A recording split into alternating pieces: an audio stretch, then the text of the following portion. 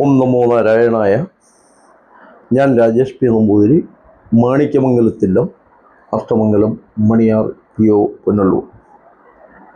2026 ഇലക്ഷനിൽ നാം നാളെ രാവിലെ പോളിംഗ് ബൂത്തിൽ ചെല്ലുമ്പോൾ നമ്മുടെ സുഖദുഃഖങ്ങളിൽ പങ്കെടുക്കുന്ന ഒരാളെയും സാംസ്കാരികമായി മുന്നിൽ നിൽക്കുന്ന ആളെയും വേണം നാം നമ്മുടെ സാമാജികനായി തിരഞ്ഞെടുക്കുവാൻ വേണ്ടത്. അല്ലാതെ ഏതെങ്കിലും ഒരു കൊടിയുടെയോ ഏതെങ്കിലും ഒരു പ്രസ്ഥാനത്തിൻ്റെയോ ആളിനെ തിരഞ്ഞെടുക്കുന്നതിനേക്കാളുപരി നല്ല സംസ്കാരം വളർത്തുവാനും നമ്മുടെ വിഷയങ്ങളിൽ അധികരിച്ച് നമ്മളെ കേൾക്കുവാനും നമ്മൾ അവരെ കാണാൻ ചെല്ലുമ്പോൾ കയറ്റിയിരുത്തി നമ്മളോടൊരു നല്ല വാക്ക് ഉച്ചരിക്കുവാനും രാജാവും പ്രജയും എന്ന ഉള്ള രീതിയല്ലാതെ പ്രവർത്തിക്കുവാനും കഴിവുള്ള വ്യക്തിയെ ആകണം നാം തിരഞ്ഞെടുക്കേണ്ടത്.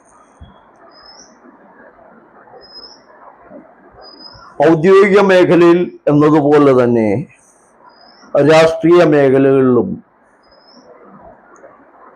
റിട്ടയർമെന്റ് നിർബന്ധമാണ്. ഏകദേശം 75 കഴിഞ്ഞവരെ നാം തിരഞ്ഞെടുക്കാതെ അവരുടെ കുഞ്ഞുകുട്ടികളെ നോക്കിയിരിക്കാനുള്ള അവസ്ഥയിലേക്കും നാം അവരെ കൊണ്ടുചെന്ന് എത്തിക്കണം. അവിടെ ആവണം നമ്മുടെ വോട്ടിൻ്റെ ബലം അറിയുവാൻ.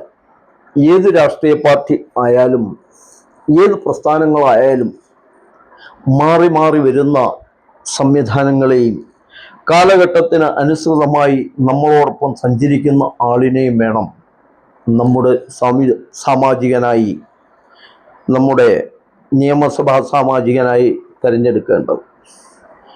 നാളെ നമ്മൾ തിരഞ്ഞെടുക്കുന്ന ആൾ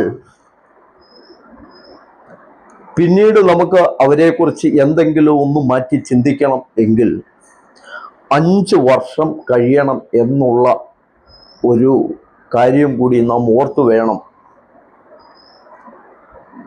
വോട്ട് കുത്തുന്നത്. ഭാരതത്തിൽ ഏറ്റവും കൂടുതൽ വിശ്വാസികളാണ്. അത് കഴിയുമ്പോൾ കുറഞ്ഞൊരു പക്ഷം അവിശ്വാസികളും, അത് കഴിഞ്ഞ് കുറെ ഭൗതികവാദ സിദ്ധാന്തങ്ങളും, അതിലും കുറെ നിരീശ്വരവാദ തത്വങ്ങൾ പറഞ്ഞു നിൽക്കുന്നവർ, ഇവരെയെല്ലാം ഒരു കുടക്കീഴിൽ കൊണ്ട് നടക്കുവാൻ സാധിക്കുന്ന ഒരാൾ ആയിരിക്കണം നമ്മുടെ സാമാജികനായി പോകേണ്ടതും നിയമസഭയിൽ സംസാരിക്കേണ്ടെന്ന ആളും. അതേപോലെ തന്നെ കേരളത്തിൽ ഭൂരിപക്ഷം വരുന്നത് ഹൈന്ദവ സഹോദരങ്ങളാണ്. അവരുടെ ആചാര സംരക്ഷണങ്ങൾ പൂർണ്ണമായും പൂർത്തീകരിക്കാൻ സാധിക്കുന്ന ഒരാളെ ആയിരിക്കണം നാളെ നിയമസഭയിലേക്ക് നാം തിരഞ്ഞെടുക്കേണ്ടത്. എന്ന് വെച്ച് മറ്റ് ഇതര സമുദായത്തിന് ദോഷമുണ്ടാകുന്നതൊന്നും തന്നെ നമ്മുടെ ഇടയിൽ നിന്നും ചെയ്യുവാനും പാടുള്ളതല്ല. രാഷ്ട്രീയത്തിനേക്കാളുപരി വ്യക്തികൾക്കാണ് നാം പ്രാധാന്യം കൊടുക്കേണ്ടത്. ഏത് രാഷ്ട്രീയ പാർട്ടി നിർത്തുന്ന ആൾ എന്നതിനേക്കാളുപരി അദ്ദേഹത്തിനെ കൊണ്ട് സമൂഹത്തിന് എന്ത് ചെയ്യാൻ സാധിക്കും എന്നതാണ് നമ്മുടെ യുവജനതയും സജ്ജനങ്ങളും ഒക്കെ തീരുമാനിക്കേണ്ടത്.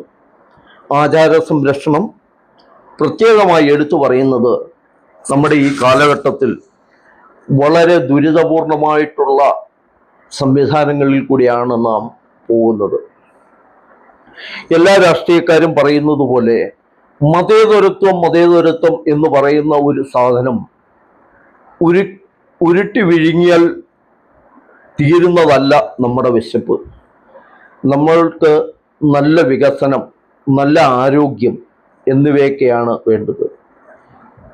ഇന്ന് പൊതുജനങ്ങൾ ഏറ്റവും കൂടുതൽ നേരിടുന്ന ഒരു വെല്ലുവിളി ആരോഗ്യരംഗമാണ്. കൃത്യമായിട്ടുള്ള ഹോസ്പിറ്റൽ സംവിധാനങ്ങൾ ഗവൺമെന്റ് തലത്തിൽ ഇല്ല എന്നത് സത്യം തന്നെയാണ്. ഏത് ഗവൺമെന്റ് വന്നാലും ഇതൊക്കെ തന്നെയാണ് അവസ്ഥ. അതിന് കൃത്യമായ ഒരു മാറ്റം വരണം. രണ്ടാമത്, ആരോഗ്യ രംഗത്ത് ഇൻഷുറൻസ് പരിരക്ഷ ആരാണോ കൂടുതൽ നൽകുന്നത് അവർക്കാവണം നമ്മുടെ വോട്ട്. കാരണം ഇന്ന് പൊതുജനങ്ങളിൽ എല്ലാവരും ഏറ്റവും കൂടുതൽ ബുദ്ധിമുട്ട് അനുഭവിക്കുന്നത് ആരോഗ്യ രംഗം കൊണ്ടാണ്. അപ്പോൾ അതിനും നമുക്ക് കൃത്യമായ ഒരു അറുതി വേണം. അവിശ്വാസികളായവർ അവരുടെ നിലപാടുകളിൽ തന്നെ നിൽക്കട്ടെ. വിശ്വാസികളുടെ കാര്യങ്ങളിൽ ഇടപെടാതെ അവരുടെ ആചാരങ്ങൾ വ്രണപ്പെടുത്താതെ മുന്നോട്ട് പോകണം.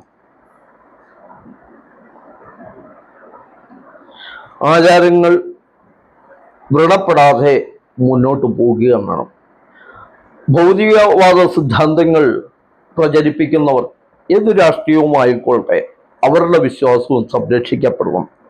ആ വിശ്വാസം സംരക്ഷിക്കപ്പെടുന്നതോടു കൂടി തന്നെ വിശ്വാസികളുടെ വിശ്വാസവും സംരക്ഷിക്കപ്പെടേണ്ടത് തന്നെയാണ്.